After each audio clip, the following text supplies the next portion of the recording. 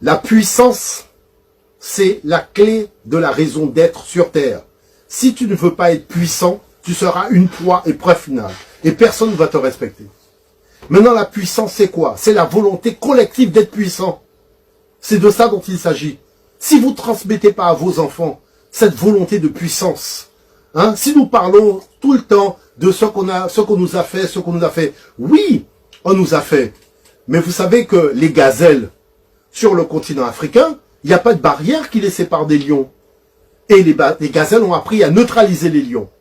Les gazelles ont appris à neutraliser les lions. Même les lionnes, quand elles viennent chasser les gazelles savent comment faire pour neutraliser les lionnes. Même si vous voyez dans les documentaires, on vous montre que tiens, le lion a attrapé une gazelle, combien de mois le monsieur est resté là avec sa caméra à attendre qu'une gazelle se fasse bouffer par un lion? Parce que moi, j'ai discuté avec les gazelles m'ont dit 3 mois passent, le lion ne mange pas. Parce que les gazelles ont étudié le lion et ils connaissent les faiblesses du lion. Et quand le lion attaque, c'est sur ces faiblesses qu'ils jouent pour neutraliser les lions et neutraliser les lionnes. Alors il faut apprendre aussi à faire comme ces gazelles. Nous sommes aussi avec des lions, mais il faut apprendre à étudier le lion et connaître une chose, le tendon d'Achille. Le tendon d'Achille, c'est ce qui neutralise l'adversaire. Il faut apprendre à décider d'étudier le tendon d'Achille. Parce que quand on veut être puissant, il faut connaître le tendon d'Achille de tout le monde. C'est de cela dont il s'agit, mes très chers. Qu'on ait été noir, qu'on ait été bleu, qu'on ait été vert, si on n'affirme pas notre volonté de puissance, on ne sera pas respecté. Et ça, il faut le comprendre.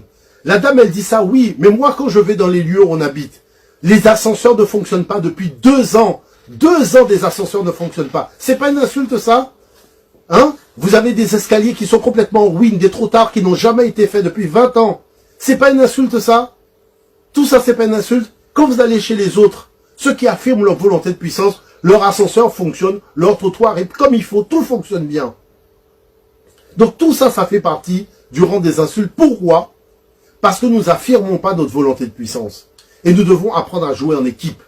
Nous devons apprendre à jouer ensemble. Nous devons apprendre à mettre notre argent ensemble. À miser ensemble. C'est de cela dont il s'agit. Parce qu'on pourra critiquer tout le monde. Mais ces gens-là, quand ils se réunissent, ils mettent leur argent sur la table. Ils se mettent ensemble pour racheter quoi? Racheter des biens chez nous. Demain, on sera même plus propriétaire de ce qu'on a chez nous. Parce qu'il y a des conglomérats, des gens qui viennent et qui se donnent les moyens de devenir propriétaires chez nous. Qui créent des centres commerciaux, même dans des vides. Des territoires vides, ils créent des centres commerciaux. Parce qu'ils se donnent les moyens de faire. Vous voyez l'affaire? Donc c'est de cela dont il s'agit.